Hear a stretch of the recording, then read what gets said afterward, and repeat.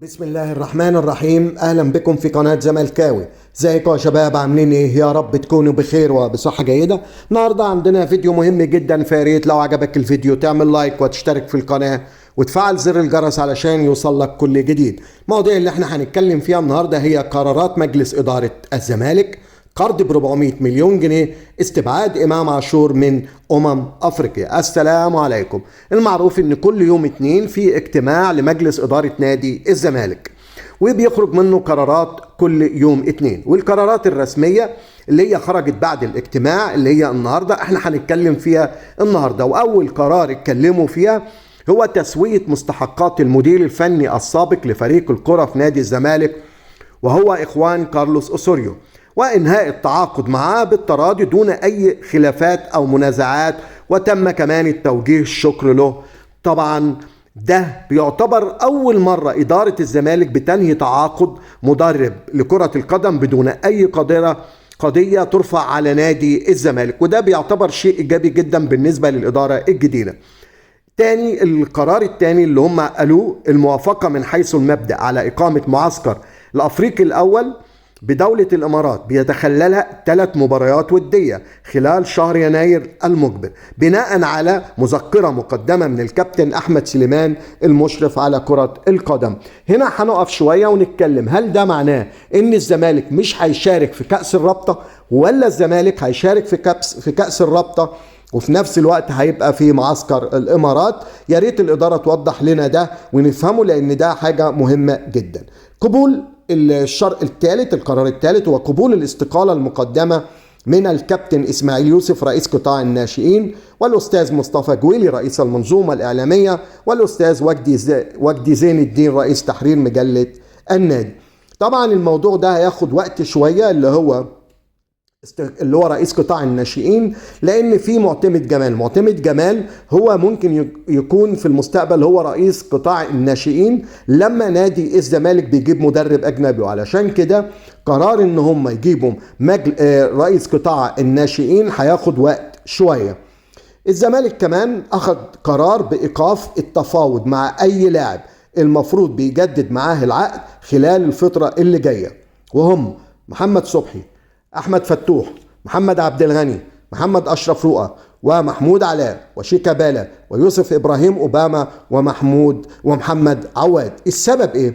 قال لك ان احنا مش عايزين نشوف تاني المشهد اللي احنا شفناه مع احمد فتوح، ولن نجلس مرة اخرى مع اي لاعب في نادي الزمالك يكون له الحق في التجديد الا بعد تجديد كل مستحقات اللاعب المتأخرة.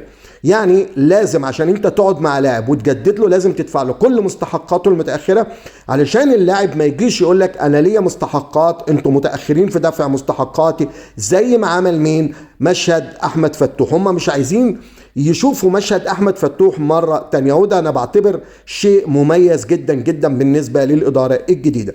كمان الإدارة قالت لك ان العقود الجديدة لن يكون فيها ارقام كبيرة زي الفترات السابقة. يعني على سبيل المثال انا هاخد مثال بسيط جدا، المفروض ان عواد بياخد دلوقتي في الوقت الحالي 18 مليون جنيه، دلوقتي النادي الزمالك عارض عليه 8 مليون جنيه فقط لا غير علشان يجدد عقده. محمد عواد هياخد 9 مليون جنيه بس، وهيقولوا له تيكت اوف ليفت، يعني خد او امشي. يعني ده انا شايف ان ده قرار مهم جدا. ليه؟ علشان اوضه اللبس ما يبقاش فيها لاعب بياخد 50 مليون ولا 40 30 مليون، وفي لاعب بياخد مليون، وفي لاعب بياخد 4 مليون وياخد، لا، لازم يبقى فيه حد معين للعقود. يعني بتقول فئة أولى مثلا 12 مليون، فئة تانية مثلا 9 مليون، فئة تالتة 5 مليون، ومن هنا انت بتنشأ عملية العدل في أوضة اللبس، ومن هنا ما يحصلش فيه غيرة ما بين اللعيبة. فأنا شايف إن اللي هيعملوه مع عواد إن هو هياخد من 18 مليون إلى 9 مليون هيكون ده مميز جدا. لو الإدارة مش كده يبقى الإدارة بتشتغل على أساس مؤسسي مهم جدا وبالنجاح. الموضوع الثاني اللي احنا هنتكلم فيه هو القرض بتاع 400 مليون جنيه. إدارة الزمالك عندها تفكير إنها بتقدم طلب للحصول على قرض، ولكنها لم تعمل إجراءات للحصول على قرض. يعني يعني الإدارة عندها تفكير إنها تحصل على قرض. ولو سألت الإدارة هل أنت أخذت إجراءات للحصول على قرض، هترد عليك وتقول لك لا أنا لسه بفكر في تفكير. القرض ده هيكون مقسوم في اتجاهين. القرض الأول إدارة الزمالك عايزة تاخده ب 300 مليون جنيه وطلبت موافقة وزارة الشباب والرياضة، وإن الزمالك عايزة الضامن يكون وزارة الشباب والرياضة. القرض الثاني هيبقى 100 مليون جنيه بضمان الاشتراكات في نادي الزمالك، اشتراكات الأعضاء. يعني الزمالك عايز قرض توتال أو مجموع 400 مليون جنيه. الزمالك بدون هذا القرض عمره ما هيقف على رجله، وأنا شايف إن القرض ده مهم جدا لنادي الزمالك علشان يبدأ بسرعة يتحرك بسرعة، اللي هو إيقاف القيد، يبدأ يفتح القيد، يبدأ يشتري لعيبة جديدة. كل الحاجات دي ممكن تنحل عن طريق القرض. ولكن في نفس الوقت طلع علينا حسين لبيب نفى تماما هذا الأمر وأكد إن هذا الحديث غير صحيح، مؤكد إن الزمالك لم ولن يطلب أي قرض ولن نفكر في هذا الأمر كما تردد. وصف حسين لبيب هذا الحديث بأنه كلام فارغ ولا أساس له من الصحة. هل أنا في رأيي هل ترى إن الزمالك إنه ياخد القرض ده ولا ما ياخدش القرض؟ هل ياخد القرض عشان يحل مشاكله أزماته المالية ويقدر يتحرك لقدام؟ يا ريت تكتب لي في التعليقات أنت موافق على القرض ولا مش موافق على القرض. الموضوع الأخير اللي احنا هنتكلم فيه هو استبعاد إمام عاشور من أفريقيا. الأستاذ أو الأخ إمام عاشور بعد قرار استبعاده من المنتخب راح منزل صورة كده وهو بظهره وأمامه جمهور الأهلي. الصورة بتعبر إن هو مش مهم عنده منتخب مصر ولا فيتوريا، وأهم حاجة عنده هو جماهير نادي الأهلي. طبعا أحد أعضاء جهاز فيتوريا أخذ الصورة ووراها لفيتوريا.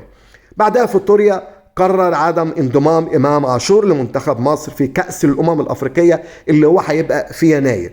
ولكن أنا في رأيي الشخصي اوعى تصدق فيتوريا، لأن فيتوريا ده راجل كل يوم بكلمة، وراجل ما عندوش مبدأ ولا قيم.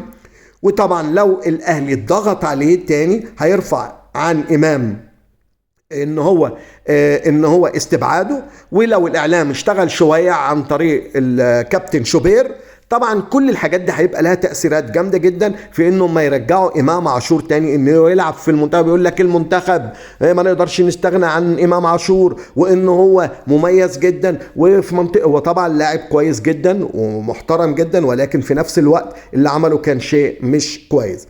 طبعا انا مش يعني انا عن نفسي ما بصدقش فيتوريا، وانا مش عارف بعد اللي عمله ان هو لعب احمد فتوح في المباراة مرتين، لعبه اساسي وبعد كده لعبه كاحتياطي، ده ما عجبنيش منه. فانا ما عنديش ثقة في فيتوريا.